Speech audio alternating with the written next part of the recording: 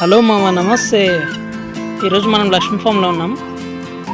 ఇలా డైలీ ఒక వెరైటీ ఇచ్చుకోవాలి. పాలకూర అంటూ, టొమాటో, పాలకూర అలాంటివన్నీ కొంచెం ఎవ్రీడే. ఈ సమ్మర్ కాబట్టి కాస్త డిఫరెంట్గా ఆకుకూర లాంటి లేత ఐటెం ఇచ్చుకోవాలి.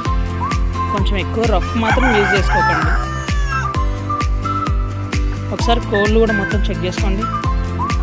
మొన్న ఫ్లూ వ్యాక్స్ ఏదో వచ్చిందన్నారు కదా, కొంచెం ఆ రోగం వస్తున్నంత కాలం కొంచెం ఈ యాంటీబయాటిక్లు దగ్గర పెట్టుకోండి ఫామ్లలో.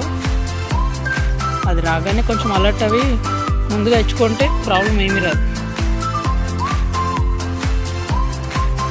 చెక్ చేసుకోండి మన దగ్గర ప్రతి ఒక్కటి కూడా ఎంత క్వాలిటీతో ఉన్నాయో.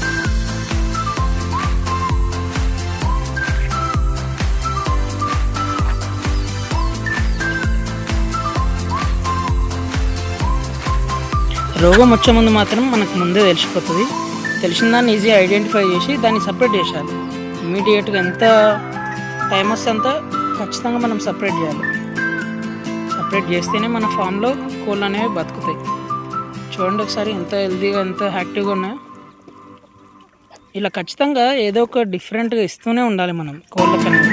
ఎప్పుడు రొటీన్గా ఒకే ఫుడ్ ఇవ్వకూడదు.